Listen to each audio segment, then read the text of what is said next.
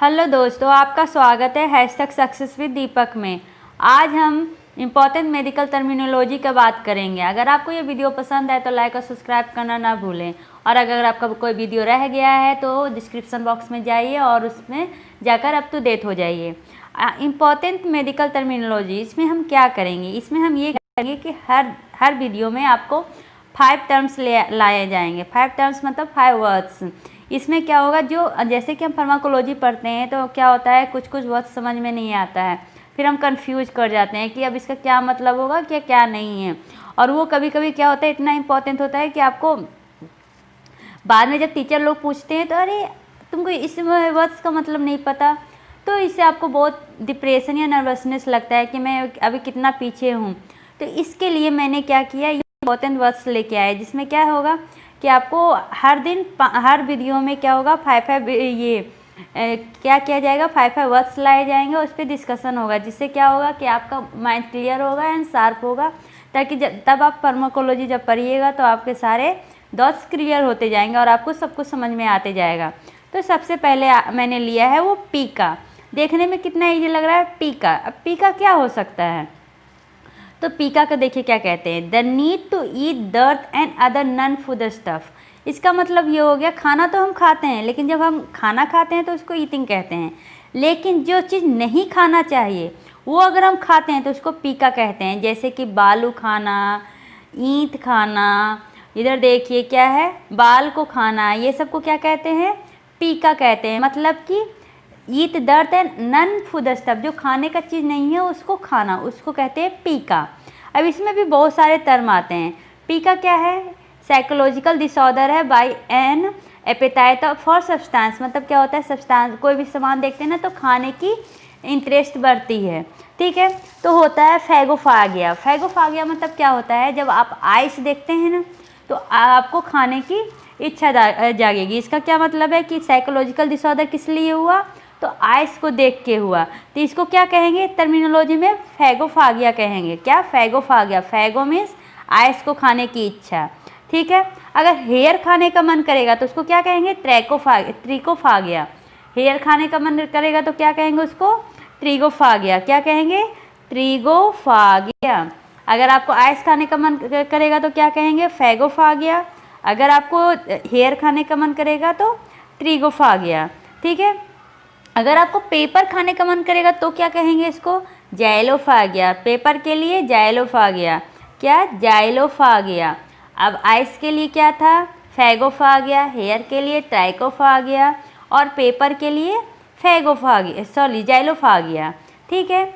लेकिन अगर आपको कोई ड्राई वॉल या पेंट खाना हो या मेटल खाना हो तो उसको क्या कहेंगे, मेटेलोफागिया। क्या? मेटेलोफागिया। अगर आपको स्टोन खाना है तो लिथोफागिया। सॉइल खाना है तो जियोफागिया। अब याद कैसे रखिएगा, ज्योग्राफी समय हमें क्या पढ़ना पड़ता है, सॉइल के बारे में पढ़ना पड़ता है, इसलिए सॉइल को खाने के डिसऑर्डर को क्या कहते हैं, जियोफागिया। स्टोन को हम क्या कहते हैं, लिथो कहते हैं, तो उसको खाने के इंटरेस्ट को क्या कहते हैं, लिथोफागिया, ठीक है। ग्लास को खाने का इंटरेस्ट ज़्यादा होता है तो उसमें क्या होता है, हेलोफागिया, ठीक है। और फिशेज मतलब वो जो दर्द होता है उसको कहते हैं कोप्रोफागिया। फिर से आते हैं, आइस को खाना को क्या कहते हैं, याद कीजिए, फैगोफागिया। हेयर को ट्राइकोफागिया, पेपर को जाइलोफागिया, मेटल्स को मेटेलोफागिया, स्टोन्स को लिथोफागिया, सॉइल को जियोफागिया और ग्लास को हेलोफागिया, ठीक है। ये क्या है, ईटिंग डिसऑर्डर है। पीका में क्या होता है, आप कुछ भी खाते हैं, क्या, कोई भी फूड स्टफ, खाना को छोड़कर, नन फूड स्टफ कह रही हूँ, फूड स्टफ नहीं कह रही हूँ, याद रखिएगा। Need to eat dirt and other क्या, फूड स्टफ, ठीक है। अब इसमें क्या आते हैं, देखिए, स्टोन्स खा रहा है तो बाल खा रहा है। अगर हेयर खाता है उसको क्या कहते हैं, ट्रैकोफागिया। स्टोन खा रहा है तो लिथोफागिया। सॉइल खा रहा है तो क्या कहते थे, जियोफागिया। पेपर खाने को क्या कहते हैं, जाइलोफागिया। तो आपको ये याद हो गया होगा, मेरे को तो याद हो गया, ठीक है। अब आते हैं क्या, कॉर्मोविडिटी। कॉर्मोविडिटी क्या होता है कि इसमें क्या होता है, प्रेजेंस ऑफ 2 क्रोनिक डिजीज। मतलब कि क्या होता है, एक डिजीज में क्या होते हैं, 2 से ज़्यादा सिम्टम दिखते हैं। जैसे कि पार्किंसन डिजीज होता है तो पार्किंसन डिजीज में एंजाइटी और डिप्रेशन दोनों दिखता है। तो क्या हो गया इसका मतलब कि एक डिजीज में क्या दिखना, 2 से ज़्यादा सिम्टम दिखना। ठीक है। अब मिनिस्कस में क्या कह रहा है, a piece of cartilage that provide a cushion between femur and tibia. ऐसे आपको समझ में नहीं आ रहा है, लेकिन जब आप फिगर देखिएगा तो आपको बहुत अच्छे से समझ में आएगा। देखिए ये है, फेम्यूल को क्या कहा जाता है, थाइबोन कहा जाता है, टिबिया को क्या कहा जाता है, सिनबोन कहा जाता है। इन दोनों के बीच में क्या है, एक कार्टिलेज है। ठीक है, देखिए ये कार्टिलेज है, और ये कार्टिलेज क्या प्रोवाइड करता है, क्यूशन प्रोवाइड करता है। ठीक है, इसी को क्या कहते हैं, मिनिस्कस कहते हैं। मतलब फेम्यूल और टिबिया के बीच में जो कार्टिलेज क्यूशन प्रोवाइड करे उसको क्या कहते हैं, मिनिस्कस कहते हैं। ठीक है, अब आपको ये समझ में आ गया होगा कि मिनिस्कस क्या है। अब क्या आ गया टर्म, डिस्डियाडो को काइनेसिया। डिस्डियाडो को काइनेसिया, कितना बड़ा टर्म लग रहा है, लेकिन ये है कुछ नहीं। इसमें क्या होता है कि पेशेंट है जो इनएबिलिटी टू परफॉर्म रैपिड और अल्टरनेटिव एक्शन, वो एक साथ में 2 काम नहीं कर पाता है। क्या होता है, difficult in performing quick and alternative movement. अभी भी आपको समझ में नहीं आ रहा है, लेकिन जब आप फिगर देखिएगा ना तो आपको इजीली समझ में आ जाएगा। क्या है, डिस्डियाडो को काइनेसिया, इसको क्या कहते हैं, एडाइडो को काइनेसिया भी कहा जाता है। इसमें क्या होता है, impaired performance of rapid alternative movement. देखिए रैपिड अल्टरनेटिव मूवमेंट नहीं कर पाते हैं।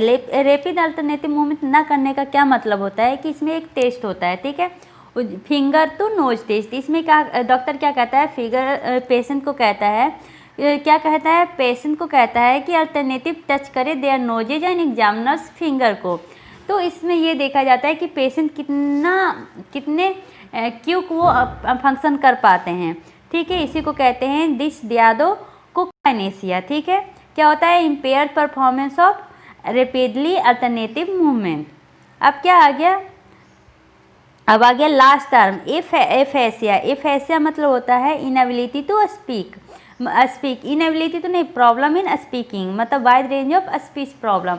ऐसे पेशेंट क्या करते हैं कि इनमें क्या होता है, कम्युनिकेशन स्किल कम होता है, लेकिन ये नहीं कह सकते कि उनमें इंटेलिजेंसी लेवल भी कम होता है। उनमें सिर्फ एक्वायर्ड कम्युनिकेशन डिसऑर्डर होता है जो इम्पेयर कर देता है किसको, पर्सन्स एबिलिटी टू लैंग्वेज को। लेकिन इसका ये मतलब नहीं है कि does not affect the intelligence. उनमें इंटेलिजेंसी लेवल उतना ही हाई होता है जितना हमारे में हाई होता है। चलिए देखते हैं, इसमें क्या होगा ना कि पर्सन है जो इन लोगों से इंटरेक्ट करने में उन्हें प्रॉब्लम होगी, और क्या होगा, वो जब बोलेंगे ना तो रुक रुक के बोलेंगे, सोचेंगे, समझेंगे, वो उनमें इंटरेस्ट नहीं रहता है। इंटरेस्ट तो होता है बट वो अनेबल टू इंटरेक्ट होते हैं, उसको कहते हैं स्पीच प्रॉब्लम, और उसे कहते हैं एफेजिया। पिक का मतलब खाने का प्रॉब्लम, कोमॉर्बिडिटी मतलब क्या होता है, एक डिजीज में बहुत सारे सिम्टम आ जाना। मिनिस्कस क्या होते हैं, ये थाइबोन और सिनबोन के बीच में जो कार्टिलेज प्रेजेंट होता है उसको कहते हैं। डिस्डियाडो को काइनेसिया क्या होता है, ये पेशेंट जो होते हैं एक बार में 2 क्यों काम नहीं कर पाते। एफेसिया क्या होते हैं, लोगों से इंटरेक्शन नहीं होता है। चलिए ये 5 टर्मिनोलॉजी तो आपको अच्छे से समझ में आ गया होगा। फिर से देखते हैं, पिका क्या है, तो इनेबिलिटी टू ईट, क्या है, इसमें हम खाने के अपेक्षा और भी नॉन फूड स्टफ खाते हैं। नॉन फूड स्टफ खाने में हमें ज़्यादा इंटरेस्ट होता है। ठीक है, देखिए जैसे ये पेशेंट क्या है, ईंट खा रहा है, स्टोन खा रहा है। स्टोन को खाने को क्या कहते हैं, लिथोफेगिया कहते हैं। हेयर को खाने को ट्राइकोफेगिया कहते हैं। ये क्या है, ये मिनिस्कस हमने देखा। ये क्या है, डिस्डियाडो को काइनेसिया देखा, जिसमें 2 फंक्शन एक बार में नहीं कर पाते हैं। अगले वीडियो में हम फिर से 5 वर्ड्स लेके आएंगे। तब तक के लिए bye bye, take care, see you.